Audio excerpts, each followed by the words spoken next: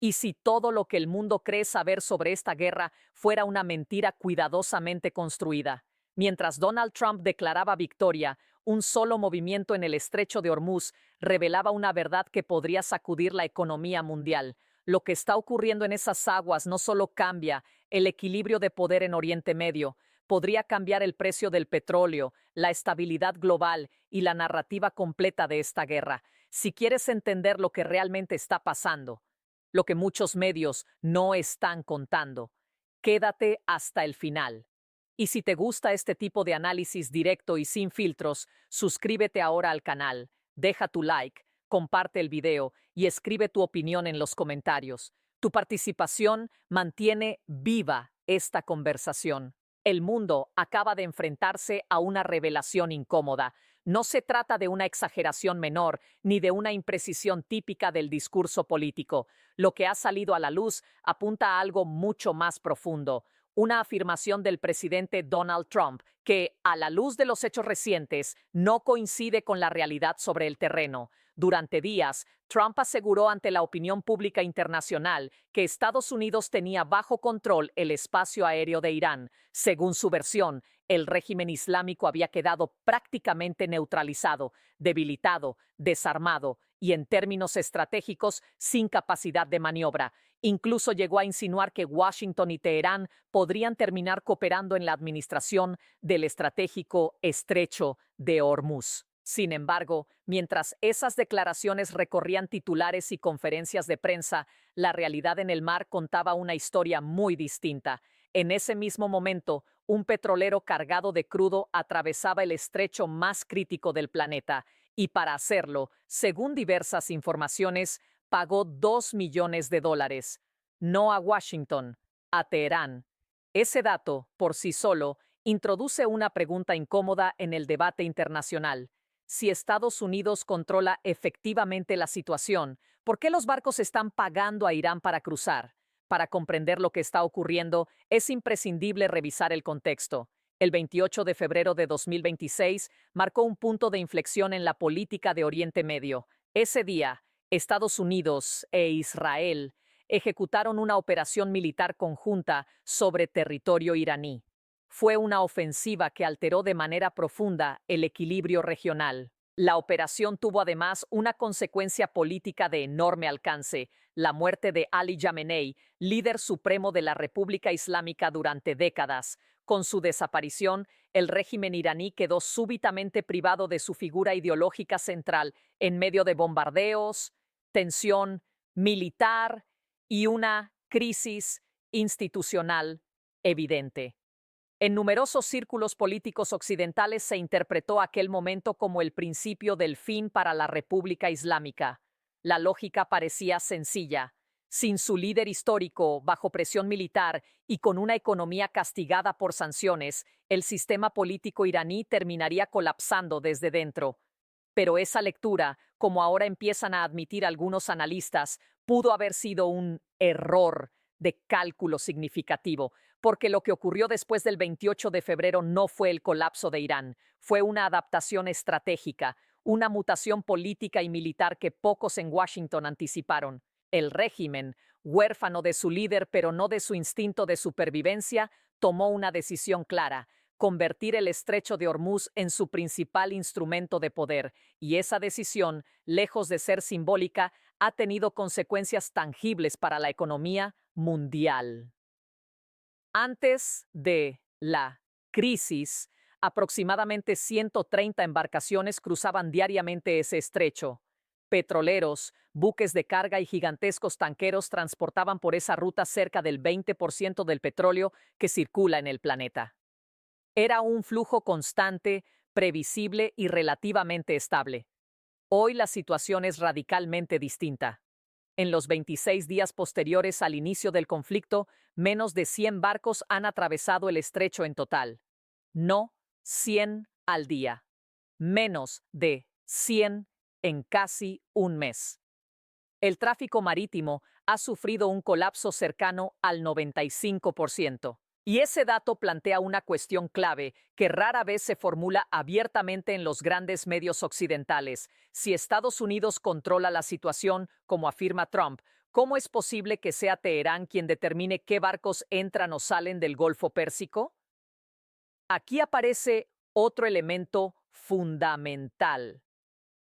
El estrecho no está completamente cerrado, está restringido de forma selectiva. Los buques procedentes de China continúan pasando. Lo mismo ocurre con embarcaciones vinculadas a Rusia, India o Turquía. En otras palabras, aquellos países que no se alinearon con la presión política de Washington mantienen acceso a la ruta marítima. La conclusión estratégica es difícil de ignorar. Irán no ha perdido el control del estrecho.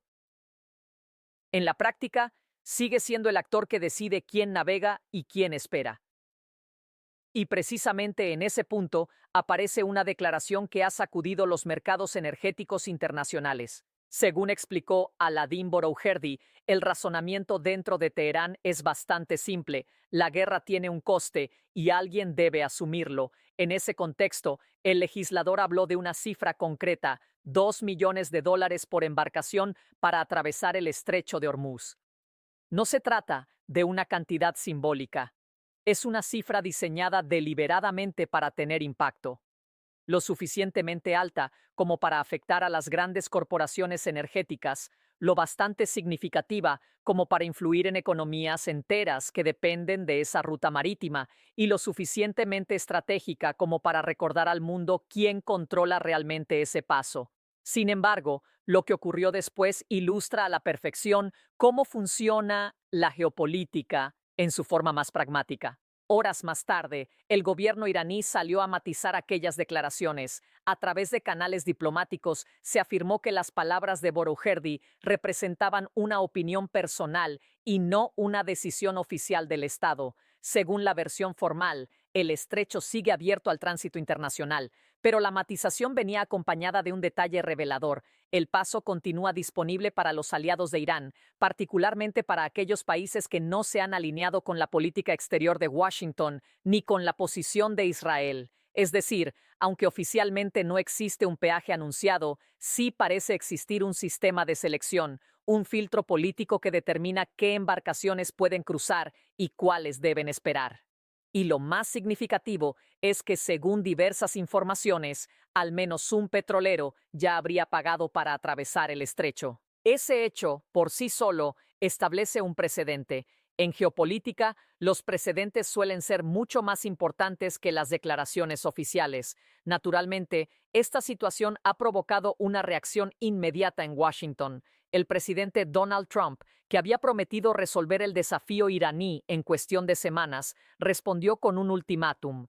Dio a Irán un plazo de 48 horas para garantizar la apertura total del estrecho. En otro momento histórico, una advertencia de esa magnitud habría generado una retirada inmediata por parte de cualquier actor regional. Pero esta vez, la respuesta de Teherán fue distinta. Las autoridades iraníes emitieron una contraamenaza igualmente contundente. Si Estados Unidos vuelve a atacarla, Aratak Sabakarianabar, Mapasukumprisom, Anta Quintas, Tala a la Tientioneikawa,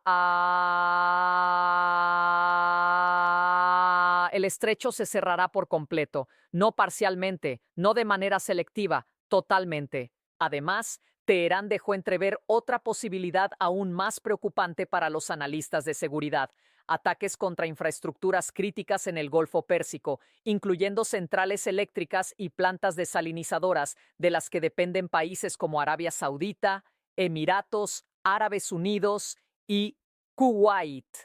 Conviene recordar que esas instalaciones no solo producen energía, también generan el agua potable que abastece a millones de personas en la región. Un ataque contra ese sistema tendría consecuencias humanitarias inmediatas. En medio de esta escalada verbal, Trump ofreció una interpretación sorprendentemente optimista ante los medios. Declaró que Irán había hecho, en sus palabras, un regalo maravilloso. El presidente sugirió que existía la posibilidad de que Washington y Teherán terminaran administrando conjuntamente el estrecho, abriendo así una nueva etapa de cooperación. Sin embargo, los datos disponibles sobre el tráfico marítimo dibujan una imagen bastante diferente. Las plataformas de seguimiento naval muestran que el número de embarcaciones que atraviesan el estrecho de Hormuz sigue siendo extremadamente bajo, menos de 100 barcos en 26 días, una cifra que contrasta radicalmente con el flujo habitual de la zona.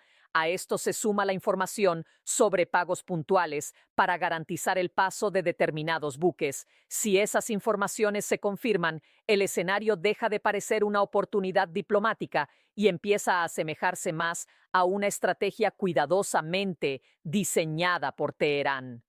Para entender por qué este punto es tan crítico, basta observar la geografía. El estrecho no tiene una alternativa real. No existe una ruta secundaria que permita desviar el tráfico marítimo si ese paso se bloquea. Es un cuello de botella geográfico del que depende una parte sustancial del comercio energético mundial. Aproximadamente el 20% del petróleo global circula por esas aguas. También lo hace una proporción significativa del gas natural licuado que abastece a los mercados europeos y, por supuesto, las materias primas que alimentan las cadenas industriales de Asia. En otras palabras, cuando el tránsito se reduce drásticamente en el estrecho de Hormuz, no se trata de una interrupción regional. Es un fenómeno con consecuencias globales. Cuando Irán decide restringir el paso por el estrecho de Hormuz, no está simplemente bloqueando una ruta marítima. En términos prácticos, está afectando directamente a una de las arterias más sensibles de la economía global. Esa capacidad de presión ofrece a Teherán una herramienta de negociación que ni siquiera la superioridad militar convencional puede neutralizar con facilidad. Durante estas últimas semanas, la estrategia militar de Estados Unidos ha sido relativamente clara en sus objetivos, aunque limitada en sus resultados. Aviones de combate han realizado vuelos de baja altitud cerca de la costa iraní. Helicópteros de ataque y aeronaves de apoyo cercano han destruido lanchas rápidas, bases de drones e instalaciones militares costeras. Se trata de una campaña de desgaste, un esfuerzo diseñado para demostrar superioridad aérea, debilitar infraestructuras militares y, en última instancia, preparar el terreno para una negociación posterior. Pero existe un límite evidente en ese planteamiento. El control real del estrecho no se ejerce desde el aire. El control efectivo lo tiene quien posee bases en las costas que rodean el paso y, sobre todo, quien dispone de sistemas de misiles tierra-mar capaces de amenazar cualquier embarcación que intente atravesarlo sin autorización. En otras palabras, el actor que puede decidir en cuestión de minutos que ningún barco cruce ese día sigue siendo Irán. Hay además un aspecto del conflicto que rara vez se explica con precisión en el debate público: la dimensión jurídica internacional. La Convención de las Naciones Unidas sobre el Derecho del Mar establece que el tránsito por los estrechos internacionales debe ser libre y sin obstrucciones. En principio, ningún Estado puede imponer peajes o restricciones arbitrarias en rutas consideradas vitales para la navegación global. Sin embargo, hay un detalle que cambia por completo el escenario legal. Irán nunca ratificó formalmente esa convención, y lo mismo ocurre con Israel. En consecuencia, el marco jurídico internacional, que supuestamente protege la libre navegación, tiene una eficacia muy limitada cuando los actores clave del conflicto no reconocen su autoridad. En la práctica, el derecho internacional suele funcionar de manera bastante más pragmática de lo que sugieren los textos legales. Su aplicación depende, en gran medida, del equilibrio de poder en cada momento, y en este caso concreto, el poder inmediato lo ejerce quien controla la costa y los sistemas de defensa que dominan el estrecho. También hay que reconocer una realidad incómoda dentro del debate occidental. Muchos medios estadounidenses han reaccionado con indignación ante la posibilidad de que Irán cobre por el tránsito marítimo. Sin embargo, pocas veces se formula la pregunta inversa: ¿quién decide, por ejemplo, qué países pueden comerciar libremente con Cuba? ¿Quién ha impuesto durante décadas sanciones económicas unilaterales contra múltiples estados sin el respaldo directo del Consejo de Seguridad de la ONU? La respuesta, en la mayoría de los casos, vuelve a señalar a Washington. Cuando esas medidas provienen de Estados Unidos, suelen presentarse como herramientas legítimas de política exterior. Cuando provienen de otros actores, se califican inmediatamente como violaciones del derecho internacional. Esa doble vara de medir es, como mínimo, parte del debate que hoy atraviesa la política global. Mientras tanto, dentro del aparato de poder iraní también existe una dinámica compleja. La muerte de Ali Jamenei ha dejado un vacío considerable en la estructura política de la República Islámica. El cuerpo de la Guardia Revolucionaria Islámica perdió a la figura que durante décadas articuló la coherencia ideológica del sistema. Cada decisión que se toma ahora dentro del régimen se evalúa inevitablemente a la luz de lo que Jamenei habría considerado aceptable. En ese contexto, la estrategia del estrecho adquiere un significado que va más allá de la táctica militar, se convierte en una declaración política. Es, en esencia, el mensaje de que el régimen iraní sigue siendo un actor central en la región, que no ha desaparecido ni ha sido derrotado, a pesar de la presión militar y económica. Mientras ese mensaje circula en los círculos de poder de Teherán, los mercados energéticos internacionales reaccionan con rapidez. Analistas en centros financieros como Londres y Nueva York ya están revisando sus proyecciones.